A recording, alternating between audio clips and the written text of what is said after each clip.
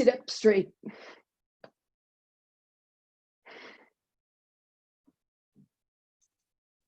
Glasses off, spine up tall.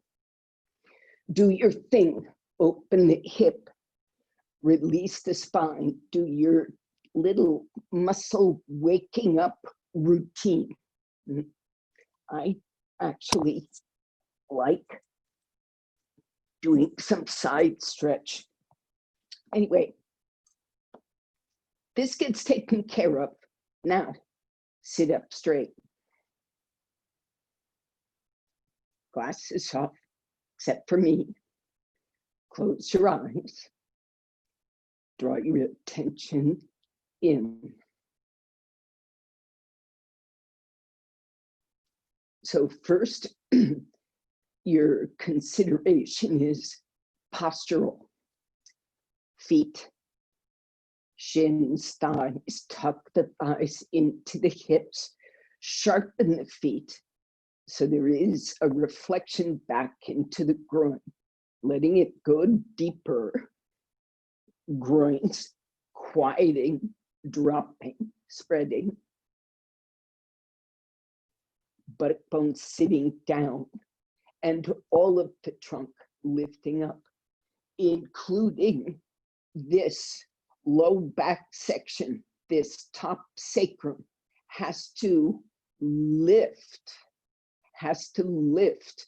So don't be content with just backing up over that settled down spine and letting this pass for vertical. You need to physically lift and come up through that sacrum bone. Lift this. Now, when we do that, if you get a crimp here, this starts hardening and you cannot settle it down. That's a clue that you might, at least in this moment, take more height. So you can keep that sacrum lift without hardening the front hip, the flexors. You're not holding it from here. Let the buttock flesh descend. This buttock muscle, you might say, is the anchor of the leg into the trunk. So let it go and follow the trunk to the floor. The spine comes up. The legs, including their muscle, sits down. Take the ribs up, take the spine up, take the inner ribs up, take the inner back ribs up. Make your waist long. Use the arms. Quite interestingly, your arms are going to push down, just like the legs, to increase that lift in the trunk. When you push the arms down, not only does it lift your buttocks off the floor, but it's doing something in the shoulders, Cheryl, in your zone, the neck, the head. The stretch of the arms comes from the skull. I'm not going to discuss if you should put your head forward or backward, Cheryl. You follow your senses. But I'm saying the arm should stretch down to the floor from the spine and skull. So there is, from the spine, a lateral release to push down. Just like at the sacrum, there's a lateral release and the buttocks settle. Likewise, in the shoulders, a lateral release, and then the arm stretches down. But that release begins at the skull. It's not beginning at the C7, T1. So whatever you do with your head, forward, backward, up, tuck the chin, release the skin, release the chin, whatever you do, the activity should be to make that arm let go from the skull. Then sit the leg and the buttock down. Head wherever it facilitates that. Release the hands first to the thighs and get used to this. Trunk up from the sacrum all the way to the skull, but the arms and legs release from their roots, spine and skull and pelvis. Let that flesh let go. Let the front spine come up. Join your palms, close your eyes. Now the use of the arms continues. So when you join the palms, join them by releasing from the skull and the spine, outward, downward to the elbow, and then continue around the curve to the arms. Nothing strains. It's just a continuous flow. As Prashant would say, start connecting. Connect. And this connection starts physically. And if the physical connection is adequate, then the subtle connections start moving, start being felt through the breath, through the thought.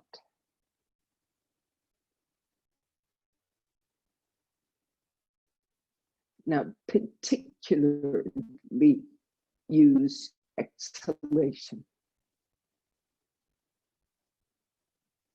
The exhalation being a tool of yoga, the breath in general, but right now, exhalation.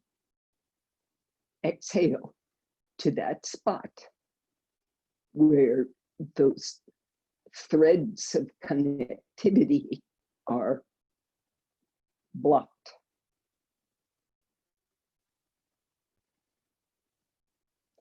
Exhale with perhaps a bit more force because that region is blocked. Don't use your ordinary breath. Focus that breath. Exhale completely to and through that place.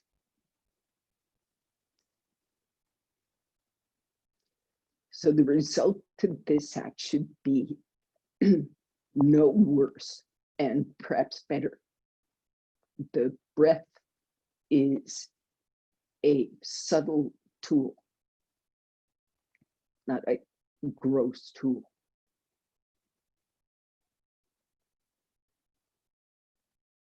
So following the exhalation, the mind begins to quiet. And in that quiet place, inside this quiet place is where your practice occurs. So be here, paying homage to those teachers who came before, who have led us here. Bow to this practice. And release your hands. Raise your head. Open your eyes. Reconsider these arms and legs and do something that reconnects you if that was too long and you got kind of stuck. Stretch your legs. Stretch completely. Then get ready for Supta Tadasana. So completely flat lying on the floor, Tadasana. This means you need some room for your arms overhead as well as your feet. Okay, so make sure you have enough room, then sit up in the right spot so you don't have to be shuffling around to fix yourself, and take Dandasana and open your back thighs to the floor, your outer thighs to the hip sockets, even stretch the calf. And I don't know if you can see this, the view is a little blocked, but the heel is braced.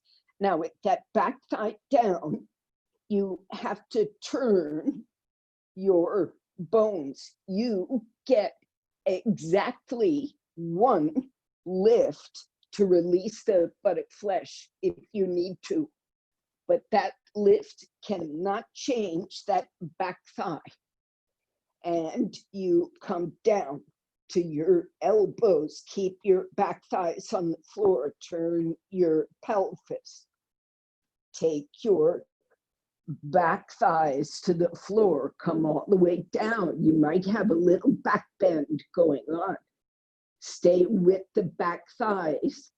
Don't sacrifice your back thighs. You have to open this front pelvis, open this front pelvis, pubis toward the ribs without disturbing your heels. They cannot move. Also, don't disturb the back thigh. So that pelvis turns and becomes gradually independent of the leg. Now stretch your arms overhead. Go carefully, protect your shoulders. Now think about that extension from the skull. Oh, let's start over. Take your arms to your sides. Back to like Supta Tadasana. Now the arm lifts slightly off the floor so the skin is free. And move that back arm from the skull towards your feet like you're doing Shalabhasana on the floor without the back bend. Stretch that arm away from the skull. Now keep those ribs lifted. Hey, Leanne, the arms are at the sides like Tadasana. Yes, not Urdhva Hastasana yet, right? So it's easy here, relatively speaking, to release from the skull, from the spine. Now, as you take your arms overhead, it seems like a perfect opportunity to bunch up in the neck, but I'm saying keep stretching these arms from your skull, outward from the spine, downward from the skull, and turning that corner like it's nothing, like you're still in Tadasana. Stretch out the arms. So that overhead work of the arms should not bunch the neck. This is my point. It is the same extension as it was when your arms were at your sides. Release that brain toward the arms. Release the breath from the skull to the arms. Focus your exhalation.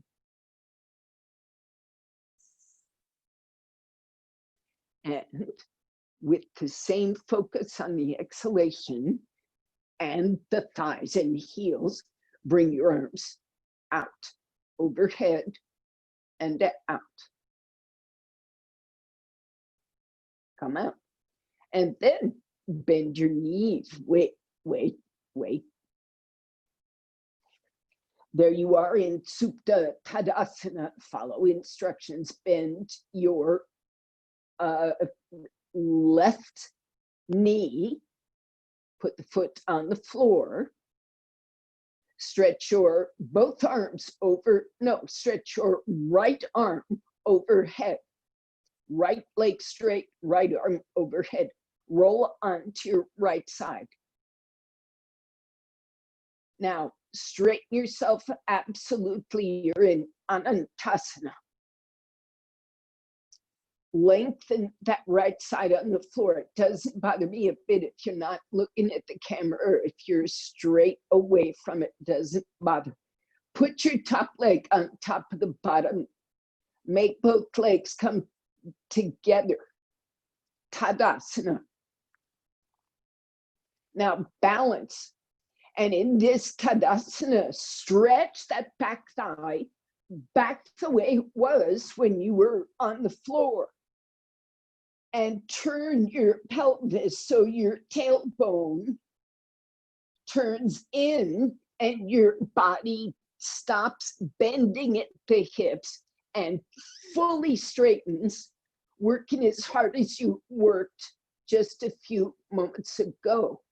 Stretch those legs, keep the big toes touching, and as much as possible, the ankle bones. Lengthen that waist. Balance.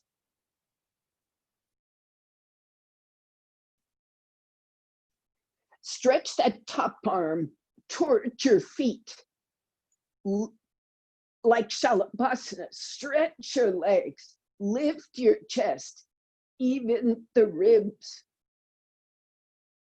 Then, can you take that top arm overhead, like I don't know, Parshva, Supta, Urdhva, Hastasana. And keep those legs, keep that tailbone. Take the arms overhead. If you can do Supta, Urdhva, Namaskarasana, do that.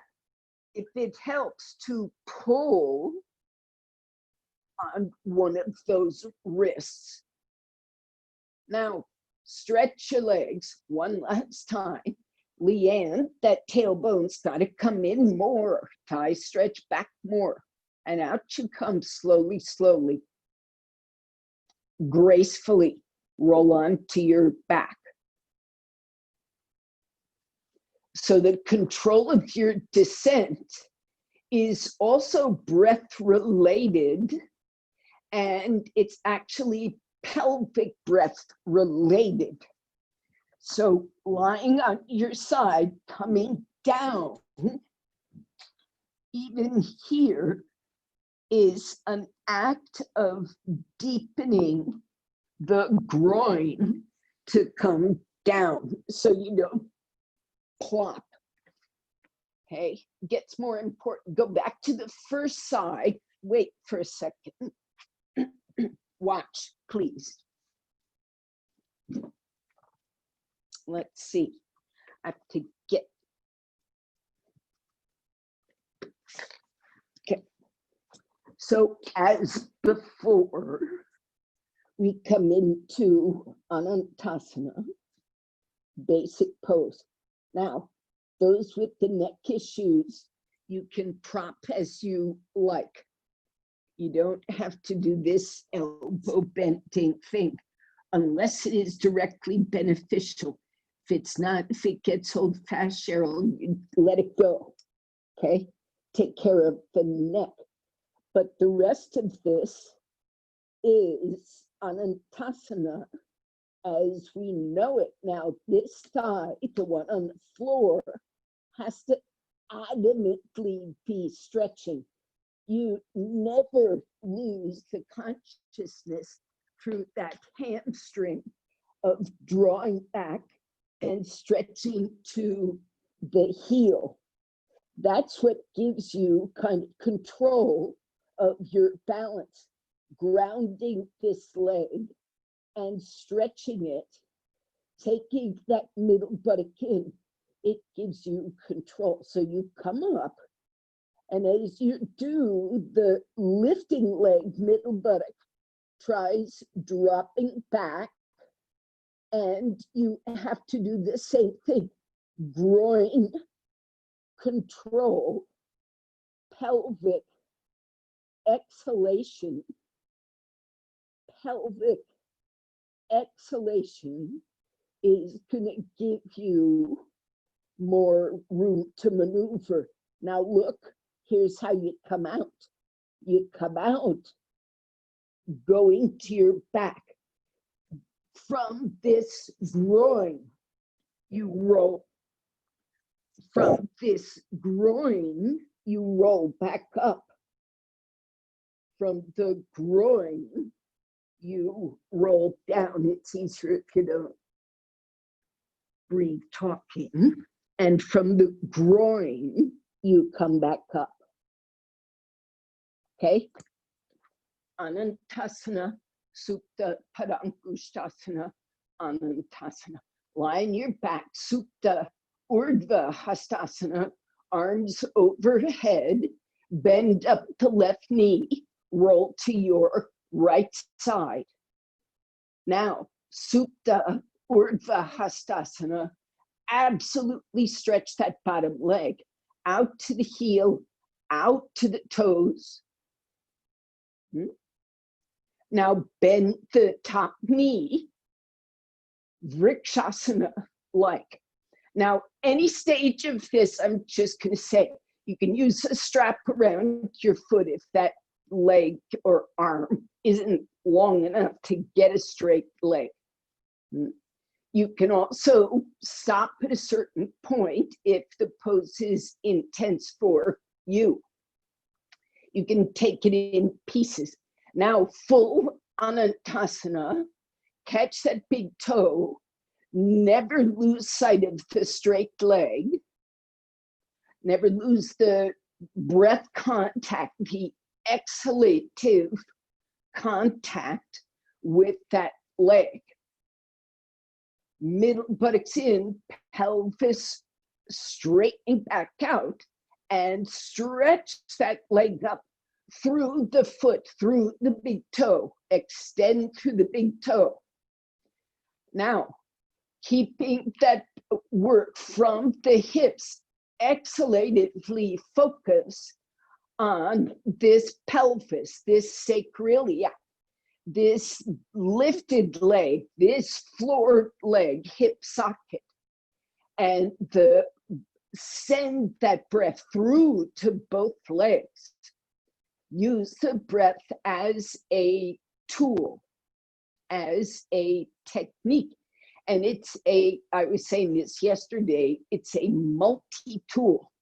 You can change the focus, you can change the velocity, you can change the amount of force, of course, the location, the shape, you can change everything about the breath.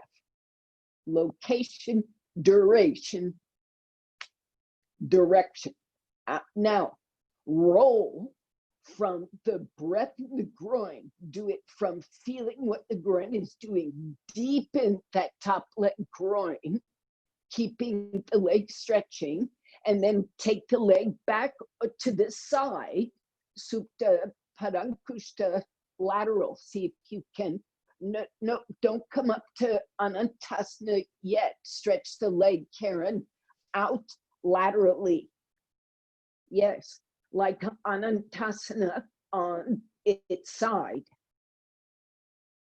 Work with the legs, work with the breath, scour out the pelvis.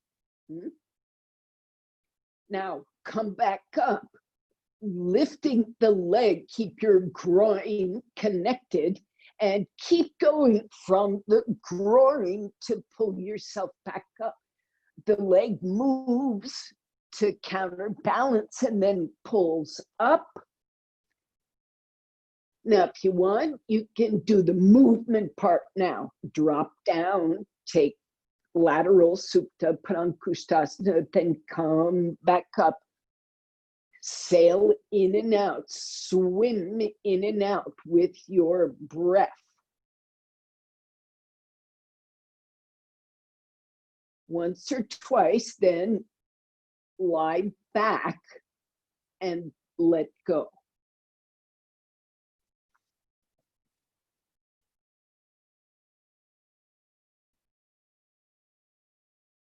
Rest every second in symmetry.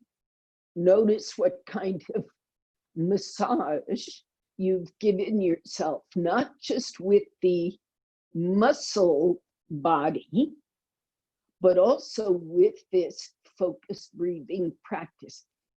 This is Prashantan, channeling Prashant. You know, chapter 2 of the Yoga Sutra is devoted to the practices that purify the body and mind. Change sides. Asana, pranayama among them, but also yama, niyama,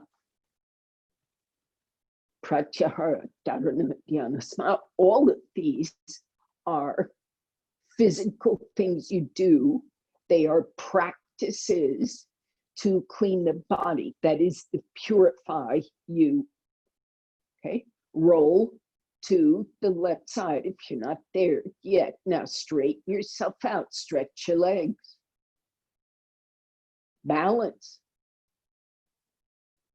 Take both arms, be careful, one arm Shalabhasana from the skull, the other arm Urdhva from the skull.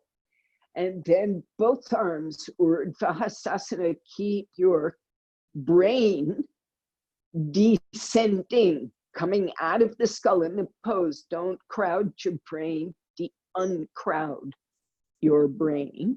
Then take the arm back down, go for Anantasana, bending the knee. Keep that bottom leg straight. Keep your middle buttock in, pelvis like Supta Tadasana. Find that length in the back body. Take your leg up as you are ready. Extend from the groin. Use your exhalation. It is your yogic tool. It is the doorway to the subtlety of the pose instead of just the acrobatics of the pose. Focus your exhalation at the pelvic end of things, also at the skull. Open up that connectivity between the skull and the fingertips, skull and feet tips. Use the exhalation. Now, roll with great delicacy with this pranic subtlety onto your back. Find out where the blockage is, then take the leg laterally, Anantasana on its side. Keep that outer left side stretched and grounded. Back thigh on the floor. Now, can you raise that straight right leg? Keep the depth of the groin so that sacrum and groin is soft and breathable, even as you bring yourself back up. Use the extension of the arm. It's okay if you roll back down. Just go exploring. And once you're there, head propped, head not propped, all up to you. Use that breath. Then practice now going down and coming back up. Go all the way to the lateral Padangusthasana, and then come all the way up to the vertical Anantasana. Keep your breath as the secondary driver.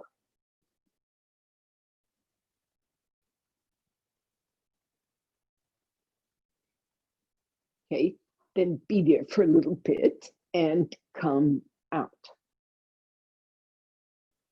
Release.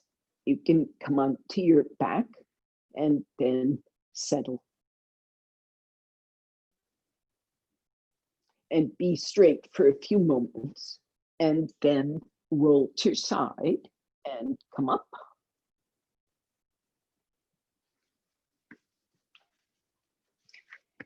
And we're not going to stand up just yet. You're going to tuck your shirt in and take Adho Mukha Svanasana. Now, even here, there is plenty to work on in terms of this connectivity from skull to hands. And now you're weight bearing. So this brain and neck should be spreading, those muscles drawing width and length from the skull.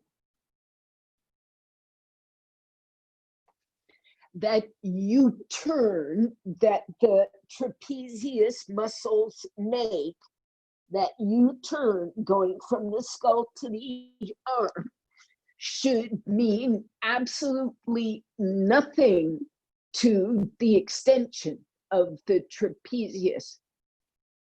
Even with the arms overhead and weight bearing, that neck should feel as if it stays long. Now, we say release the skull away from the neck, but I'm telling you also release those trapezius away from the skull. Even the neck trapezius. Go up whenever it's time. Go up. Take that pose. Raise your heels, stretch your legs. And that buttock muscle and that sacrum, it's just like sitting on the floor. Your sacrum bone has to turn, buttock bones have to turn. Raise your heels so you can get that L5, S1, that lowest lumbar, top sacrum, pelvis, breathable.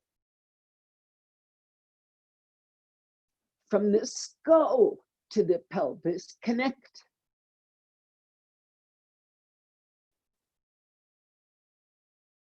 Release, come out. Uttanasana. Uttanasana. Now get your legs fully back, weight bearing.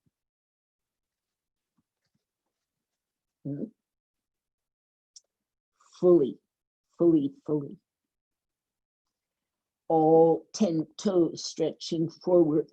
And that extension comes from the root of the leg, stretched out into those feet. Even though the teacher says lift the thigh up,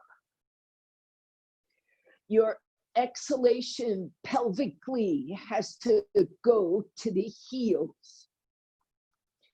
Those groins have to be open for communication, floor to sacrum, creating space and length. Keep the outer thigh lifting.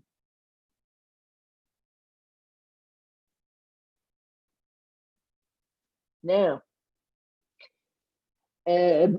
go back to palms on the floor. Watch me for a second. It's kind of like half dog pose, half Uttanasana. If you're flexible enough to be in Ardha Uttanasana, do it. If you're not, you just come a little forward so your hands come down. Legs together, arms apart, neck quiet.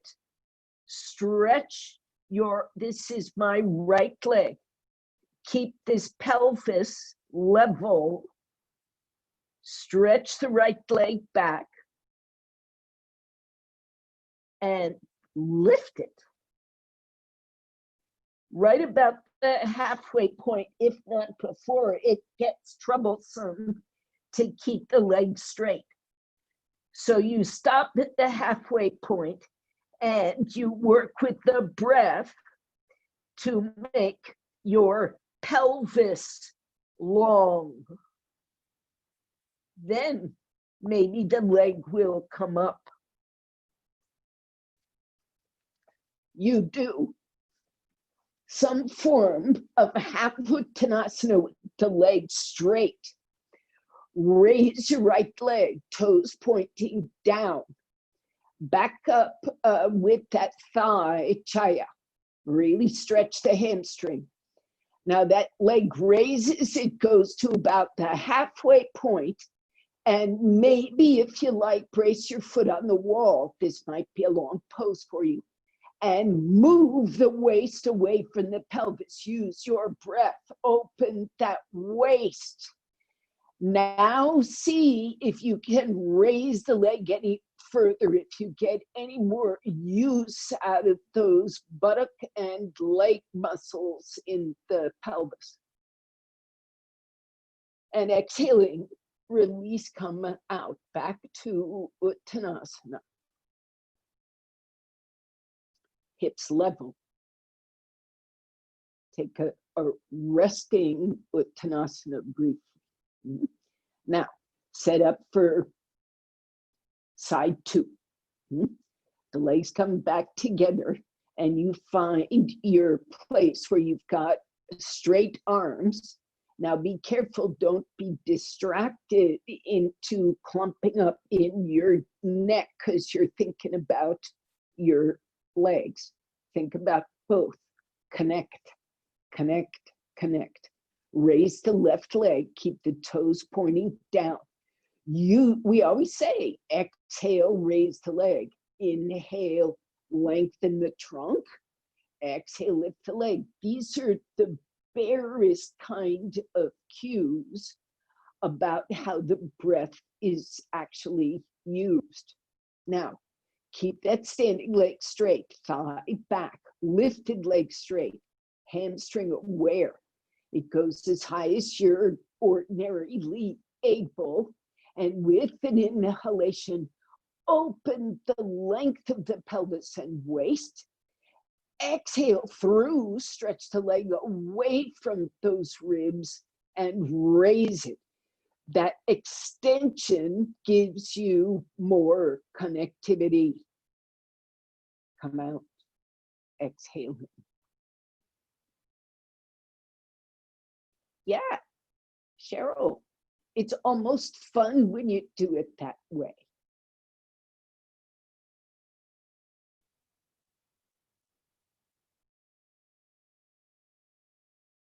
Now, inhale, come up. Here you are in Tadasana.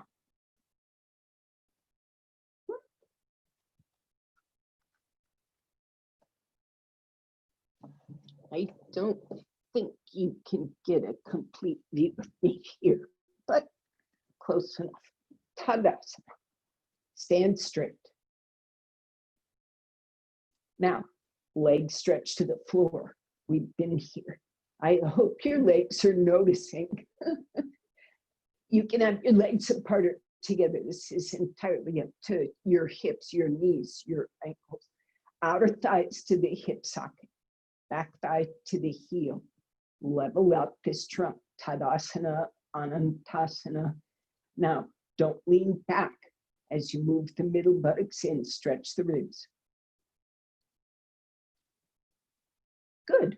Urdhva Hastasana. Take those arms up. Now watch your neck As you lift the arms, don't forget the understanding that this extension comes from the skull. It is difficult because of injury or some kind of difficulty. Take the Badankuliasana, roll the triceps, and go back to letting go. Now, Cheryl, you don't have to stop what you're doing, but I'm saying make sure the extension of the arm comes from the skull, at which point raise the head towards your correct posture. So if lowering the head gets you that skull, that upper neck release in the muscle, start there and then come up into the posture. Pull up those back ribs. Everybody, back ribs. If your fingers are interlocked, change the interlock. Keep the skull quiet. Keep the arms active, legs active, and exhale, come out. Now, I've been working on this week, and I'm going to keep it up because it's fun and helpful. Get a chair.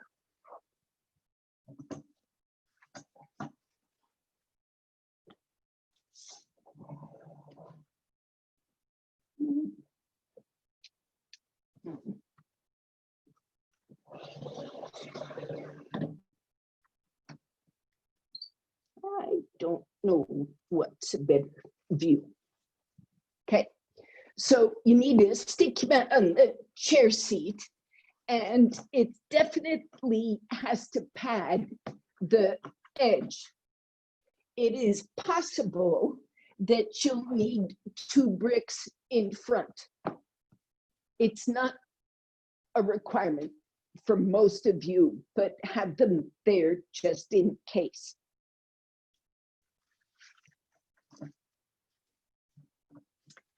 And you need leg room behind and the arm room in front. So watch. This is aerial Shalabhasana. So you dive through from back to front, arms first, and you get your whole trunk to come to rest on this chair seat. So your trunk is approximately horizontal on the chair seat, and you're up to your top thighs on this front edge of the chair. So don't put your pubis on the edge of the chair, and don't put it off the edge of the chair. Absolutely keep the whole pelvis on, and even a bit of the top thigh, so that you can feel where I'm pointing. I hope the camera shows it, is my hip socket right there. And that has to be able to push on the chair seat, right? Need some push there. So Cheryl and everybody else, make sure that your neck muscles are neutral. So if that means you have to do that neck tuck to get a stretch that goes from your skull to your arms, that would be good.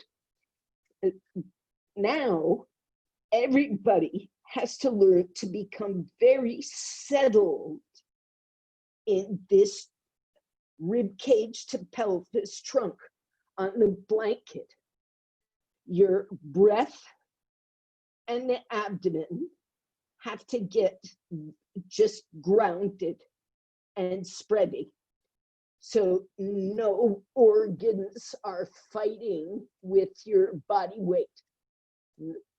So you see how I'm lifting my feet a little bit up, and that puts weight on the trunk so I can explore. Okay, so there's considerations. Making sure your spine is lined up in its usual way. This sacrum doesn't bump up, right? It's in its usual place. And these buttock muscles broaden and follow the leg, and you stretch the leg. And you push through your hands. You may use the bricks here to move your waist forward. Keep the abdomen grounded. Don't lift it up, lift the legs. Lift the legs.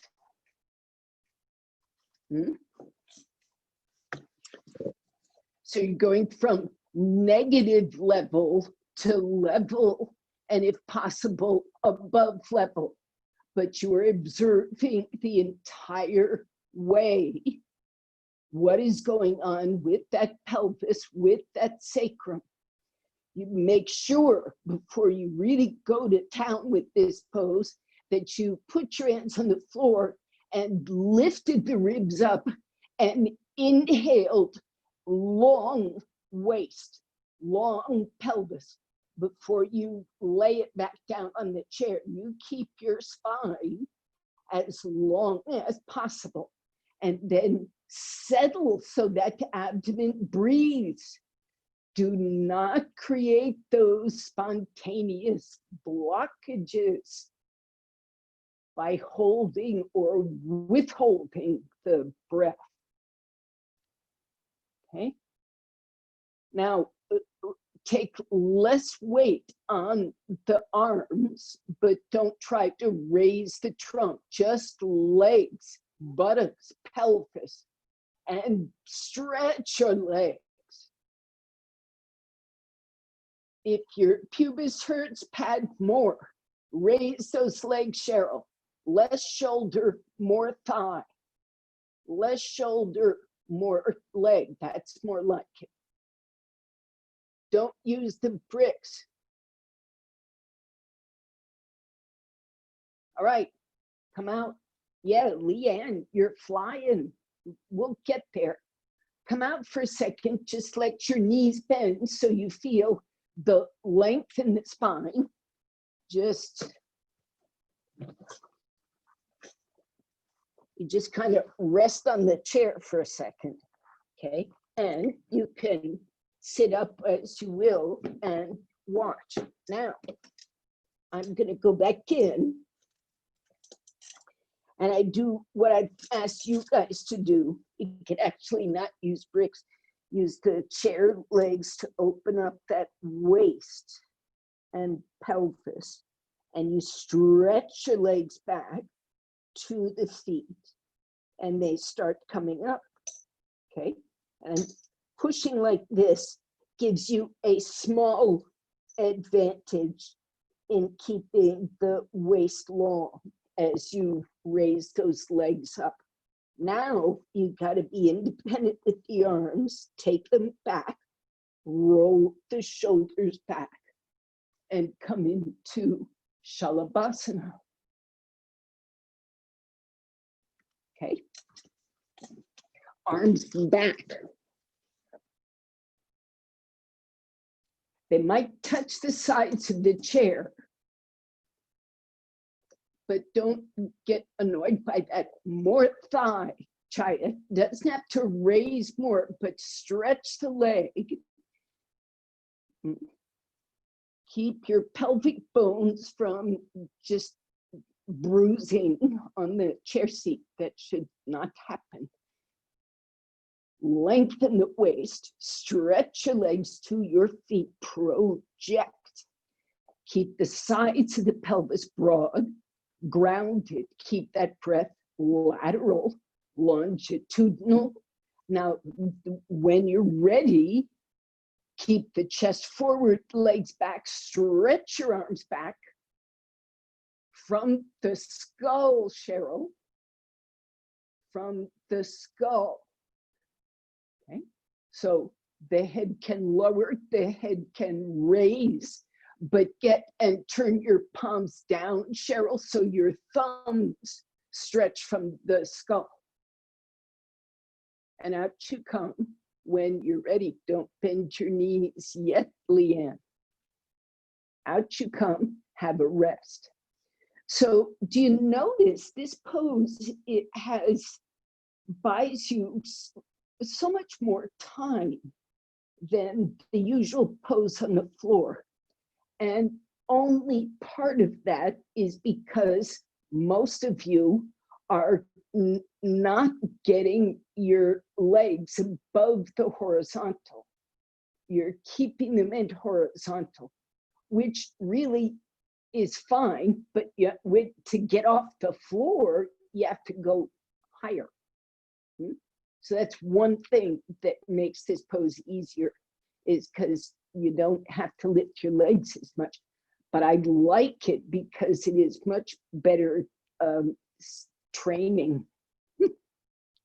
So let's keep going. I mean, you're going to get plenty of Shalabhasana. If you get where I'm going, your legs will come up above the horizontal.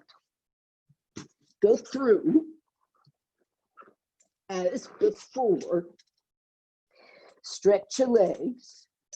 Lengthen those ribs when you place them. Now, this time,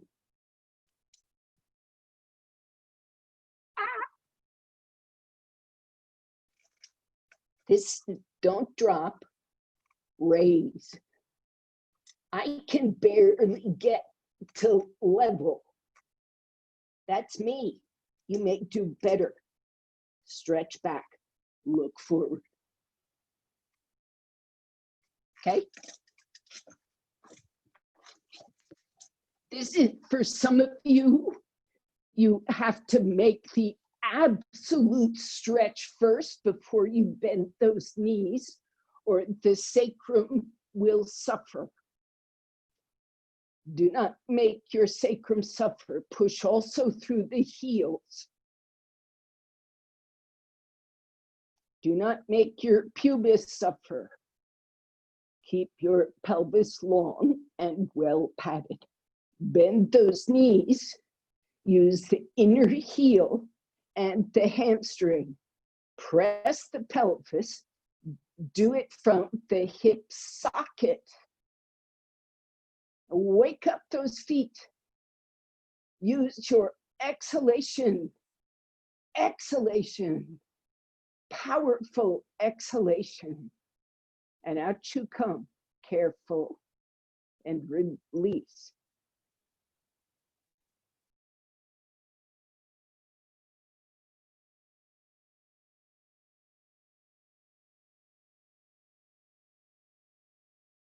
Okay. I'm going to combine the next two of this pose, but I'm going to ask first, is anybody in trouble? Are you all okay? If it's time for you to stop, you can signal and you can take Adho Mukha Svanasana. But if you can go on, here's what comes next. Back through the chair. Legs straight again, but hopefully those hamstrings are a little more awake from this part of the work, right? We've done a little more to get that back body awakened. So here you are on the chair again. Stretch your legs, wake up the toes, raise the legs, raise the trunk. This is where we started. Now we're going to go this way. Now look, Cheryl, neck people, thumbs down and pull with the thumbs. Anybody else? You can be palms down, pull with the thumbs. Raise the arms. Cheryl, your purpose is less raise than spread. And likewise, this is the last pose. Stretch from the skull. Okay. Off you go. Flying pose. You climb through You stretch your legs thoroughly. You lengthen your waist thoroughly. You roll those buttocks towards your heels so you keep the lumbars long. And use the floor, the chair, whatever, to lift those shoulders. Stretch the legs, they come up to Shalabhasana. Then the arms reach back from the skull, from the spine, Shalabhasana. Watch how those thumbs are connected to the skull. And then part 2, can you take your arms laterally out to the side? Thumbs down, Cheryl, and pull from the skull. And if you can keep that spreading, you can return the palms. And stretch your legs now, arms forward, legs back. Lift the arms if you can. Lift those legs if you can. Watch what those thumbs are doing and the skull is doing. And exhale, release, come out.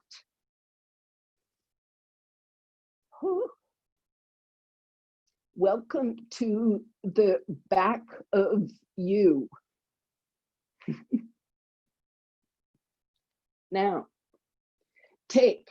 it's often genuinely comfortable to just be at rest on the chair. Maybe with the knees on the floor, not hanging, knees touching. Briefly, don't get too relaxed. Come out when it feels safe and take Adho Mukha Svanasana.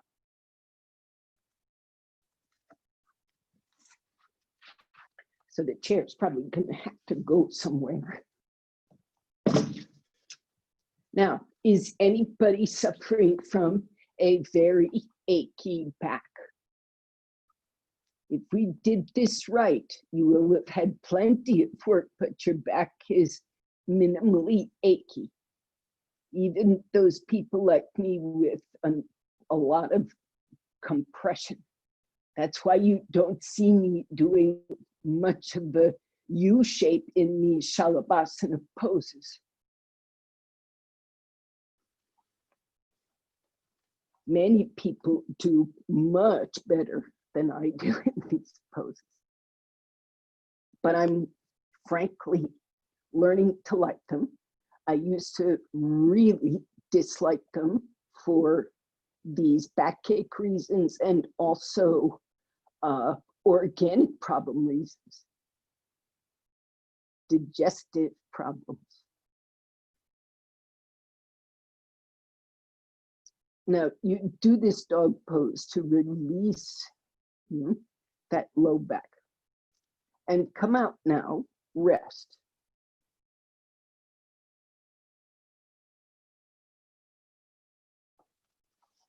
I have a question, Devon. Yeah. After a certain level of raising my legs, my hips want to turn out. There's nothing to do about it. It's just the same thing when we were in Uttanasana and lifting one leg. After a certain level, I can't go any further if the hip doesn't turn. What am I doing or what should I be concentrating on? When it's 2 legs, put in like the Shalabhasana work, you can use a strap. Okay. And maybe even 2 straps, but don't like strap your legs together, just strap them closer. So that you get some parallelity, and you can even strap a brick between your thighs. Maybe a wide brick, not narrow, because this can be a whole lot of tightness on the hip. This will give you a little more room to maneuver. Wide brick and something to secure it. And that will teach you about creating more of that broadness And yeah, go there and breathe a lot. Yeah. Go The other there thing is, and exhale deeper and deeper and deeper. That is the way to penetrate into that hip. If you don't, you see, again, Prashant is speaking here as I turn the fan on. If you don't use the breath, it is just a structural act, and you will be stuck dealing with the structural. yeah, I kind of feel like the breath is a pumping breath. It is. Yeah. It's several things. It is a cleaning device. It is a depending on how you use it, a gentle sponge or a Brillo pad. Ah, The breath is a cleaner for the cells. It is the only cleaner of thought that we have, right? We I don't remember you have any telling, other.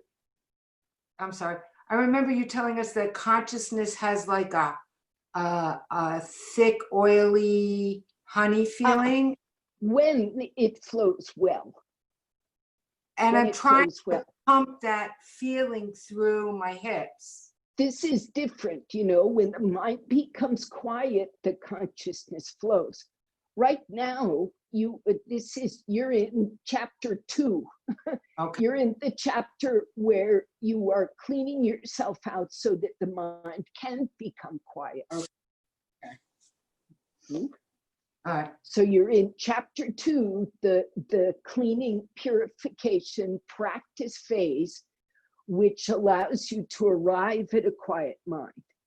Okay. So when you get this physical, physiological, psychological, intellectual, when you get all these layers actually acting to do the pose, and while we're at it, can we please do a pose? Take Janu Shirshasana briefly.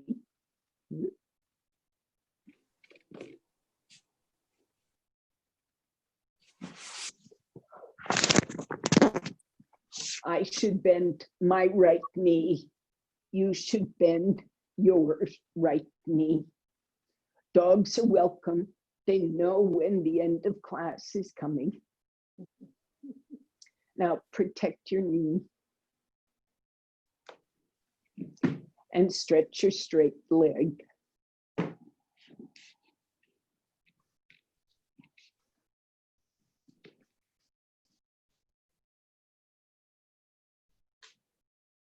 So when you do your asana, you first start with stretching your leg, bending your knee, arranging those thighs into the hip sockets.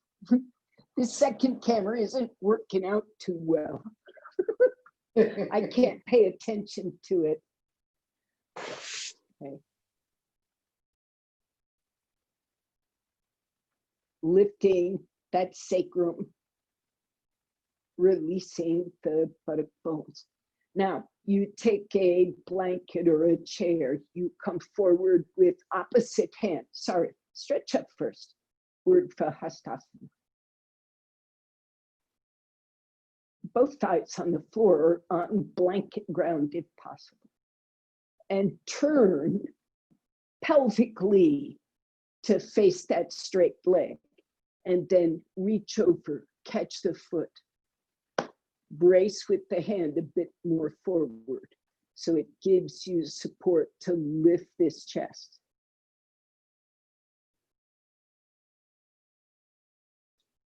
This is just releasing the Shalabhasana spine. You see how this shoulder is going this way instead of this way or this way, right? It's spreading. See how this back body is spreading, this back body is spreading. This is the non-Shalabhasana length. Now, if you like, you can come forward any amount that makes sense to you. Cheryl, do forward bends feel good on your neck? No. Yes, that's a thumb up. Good. Take it.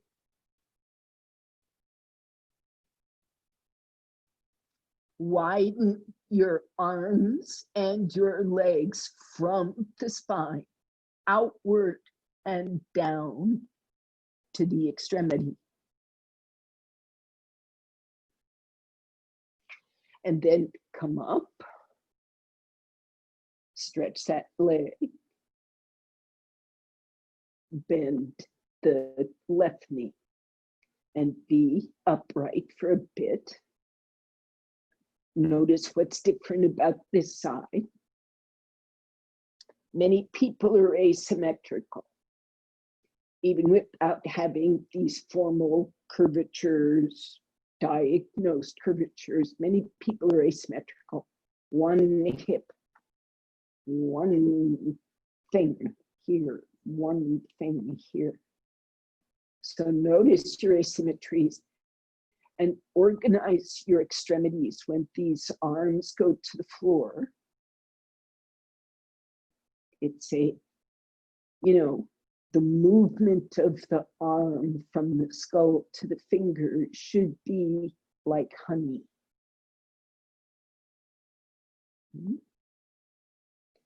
And then the bent leg arm stretches up.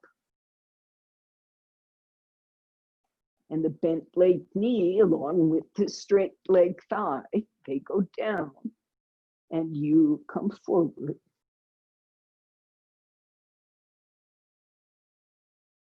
And start thinking of this is the way your back should feel in Shalabhasana. It should feel like it spreads and lengthens like this Janu Shirshasana side does. And then two hands catch, broad and long. And that skull, you find whatever. So Cheryl, if taking that chin down and back, that classic vertebra fixing pose, if that's what you need to do, you must do it, but do it in keeping those arms stretching from your skull.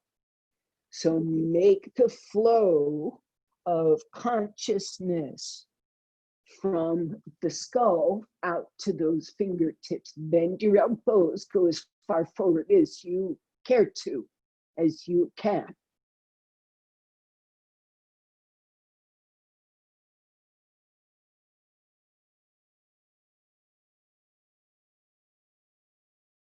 And slowly you come up.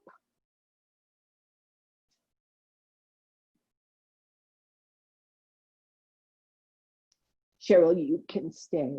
It's okay. So the rest of you are going to do Chatushpadasana.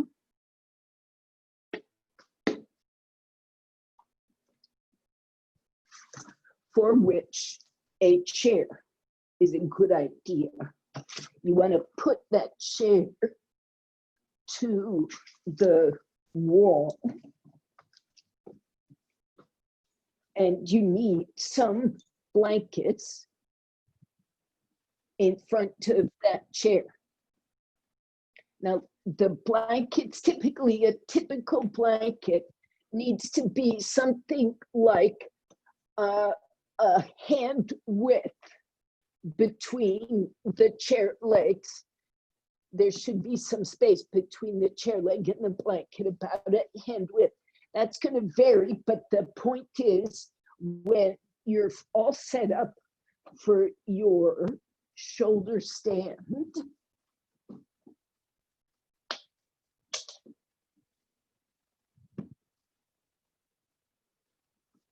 when everything is arranged, you will be able to hold on to those front chair legs.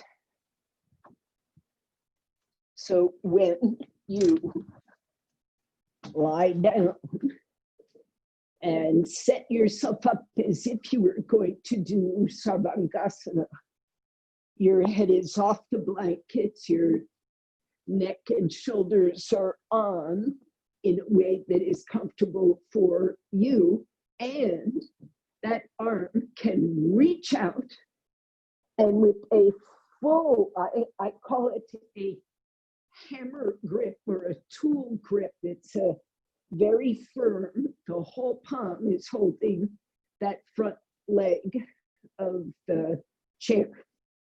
So I'm just going to see if you are set up to make, are you ready?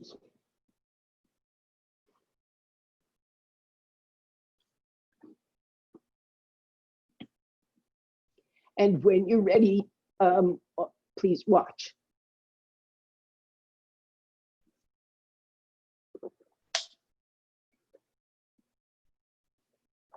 Okay, so here I am. If your flexibility is such that you can hook your heels over the front edge of the chair and hold position, great. If you're not, your feet should, heels have to go onto the chair seat and you pick your hips up.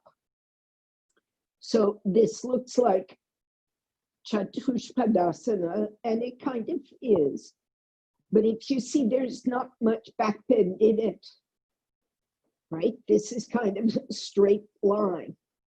This work on the chair gives me much more of an opportunity to adjust my shoulders.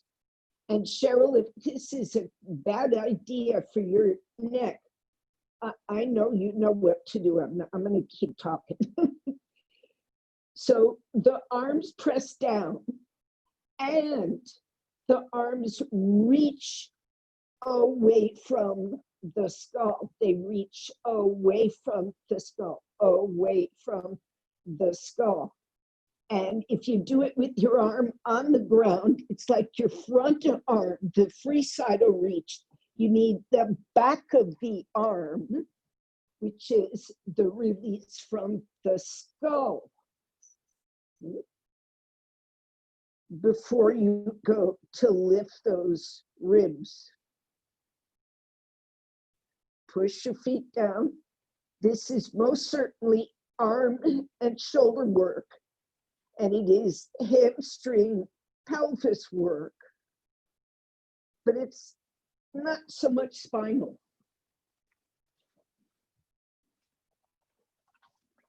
So, except on, of course, the shoulders and neck, it's more shoulders, neck pose. So those blankets go as high as you need them to, Cheryl. I know you customize your curve. You get Chris's advice. I hope this is healthy for you. And if it's not, you can do it from Setu Bandha. Now, the rest of you, you know what to do. That very strong arm grip helps you activate into the shoulder, and it helps keep the arm bone in the socket. So you can rock to one side and the other and roll those arm bones under. And as they're off the floor, reach from the skull out the back of the arm to the hand. If it is too much pull, draw it back. You'll feel it as too much pull. I mean, it won't be pleasant. If it's warmed up correctly, it feels like a continuous extension from the skull to the hands, and the neck lets go. Now push your feet down. Keep that hamstring working. The outer thigh tucks to the hip socket and helps lift it. You've got to roll the buttocks so they follow the line of the leg. Middle buttocks coming in. That whole broad line of the middle buttock comes in. And lift your ribs and relax the throat and the skull. Anybody who thinks they've got some stability, feel free to loose the hands, bend your elbows, and see if the hands go to the back like Sarvankasana. You really have to lift the ribs for this. So don't overdo. Watch that neck. Watch the honey-like flow of extension in the neck. It is soft. It is not strained.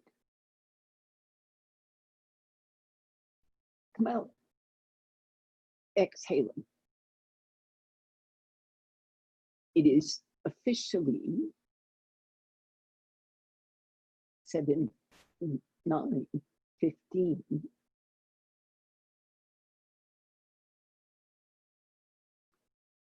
So I'm going to give you some moments of resting.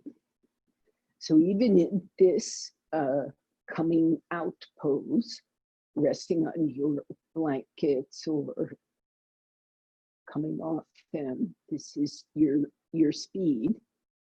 Give your breathing a chance to reconnect. When you work too hard somewhere in these poses, the breathing disconnects and chains of obstructions follow. So reconnect.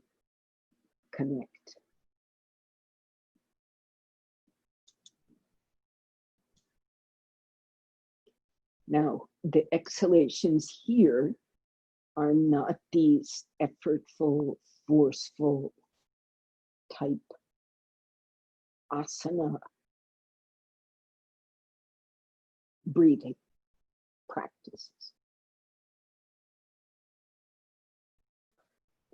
Instead, this is more that kind of breathing that is referred to in the first chapter of the sutra, where Patanjali suggests that you, among other things, one of the tools to make the mind quiet is to take a long, slow, steady exhalation and observe that spontaneous and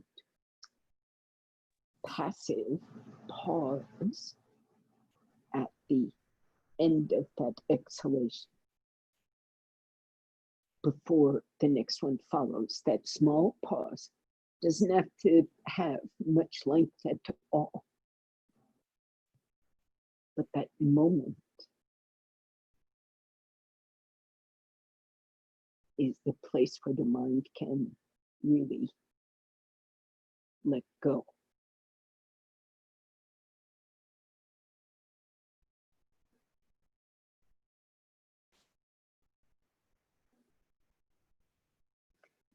Now, I may leave you in this state because I must depart this room and go to another room and teach another class. So you may stay as you are in Shavasana, and I will say Namaskar, and I will see you next time.